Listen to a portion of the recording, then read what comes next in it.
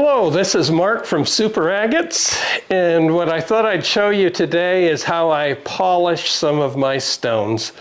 It doesn't show the preparation to get to polish, but this is my polishing machine, and we're going to do a little work with it. We'll apply some weights to these rocks, and I'll show you how it works.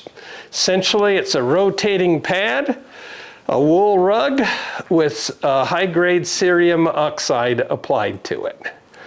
Gives a good polish. Okay, so I'm going to start this machine, and what you'll see is that I'm going to apply some weights to these rocks. They're essentially lead weights that I apply to the rock. I use a little bit of old paper towel or Kleenex to give it some cushion so it doesn't scratch the rock. And we apply these weights, and we'll start the machine. And as you see, it sort of goes around, and then this arm just sort of moves back and forth ever so slightly so that it isn't in one spot. And it does help to have weights on the stones, so I do apply weights to a lot of them. If the mass of the stone is enough, then you don't have to worry about a weight.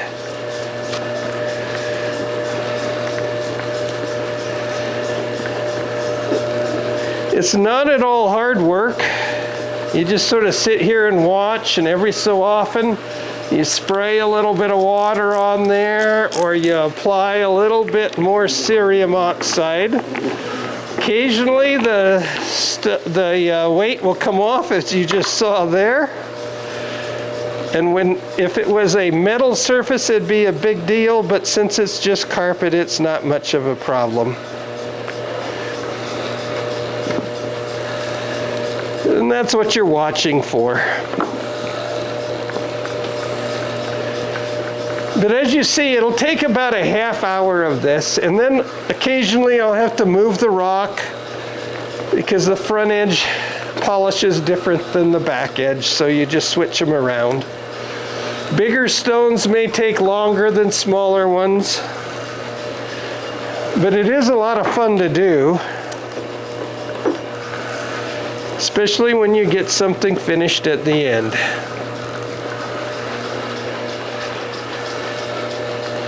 A person can almost fall asleep while you do this. It isn't wise, though, to go and do it too far away, because it does take some adding water, the right amount of water and the right amount of polish, make sure the things are going. And once you get going, then some will be done and others won't be done. And so you add and subtract, and you put them in the water, and then you wash them off and check your results later. But this is my polishing machine. Thanks for watching. Okay, so now it's time to wash the polish off of the rocks that we've polished on the machines. We've gone through the process, and the polish tends to stick to the edges, so what I do is I clean them, spray them a little bit, reduce the majority of it, and then we'll put them in the ultrasonic cleaner. But there's a nice stone there. We'll do 4 or 5 of them, put them in the machine.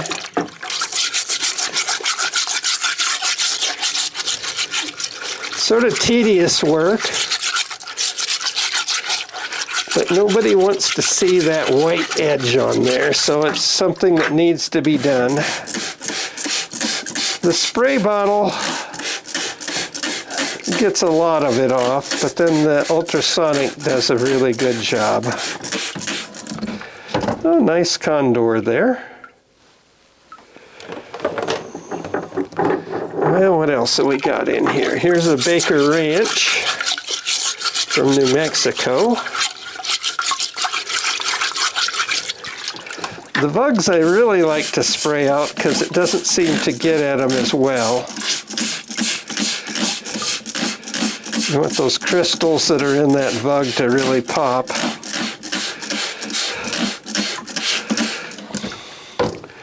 Baker Ranch.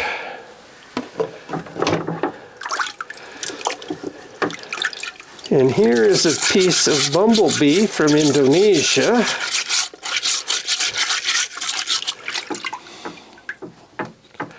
Not too bad. Oh, and here's a crazy lace. I tend to do a lot of them at one time. It just makes it work more efficiently. I'm sure most people do it the same way. A fairly nice piece of crazy lace. So then we take these over to our machine. We'll turn on our ultrasonic, and basically it has very fine vibrations, and it tends to get that polish out of the crevices. So here's a couple of them I'd had going. Clean as a whistle. All the polish is off of these.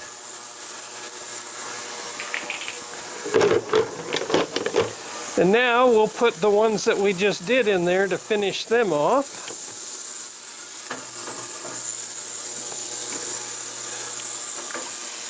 And we'll let those work about 5 minutes and see what we get at the end of it. Okay, so it's been running about 5 minutes, so we'll shut this down and we'll take out our pieces, see how they look. Oh, that came out nice. Nice and clean. Condor is beautiful. Crazy lace came out. Baker Ranch is nice. And so did the bumblebee. And I can reuse this water for the next group. So we'll rinse these off and dry them up, and we'll show you some polished pieces. Okay, so here we have the 5 that I just showed you. There's the Baker Ranch. There is the bumblebee. And of course the condor. Crazy lace, I really like crazy lace, the different colors and patterns, and of course that beautiful Laguna. So those are nice, and since I've got those out to show you, I might as well go around to my ping pong table that I've got my material set up on. And so there's more polished pieces. Here's some agatized coral from Indonesia, of course blue lace, which I really love. It's amazing the color. And of course I can't not have Laguna. Laguna are lovely. And bumblebee is quite nice too. But I've got a lot of different ones laid out here. Just sort of fun to see the different polished stones. This is actually a piece of crazy lace. Believe it or not. That's the old crazy lace. Here's a condor.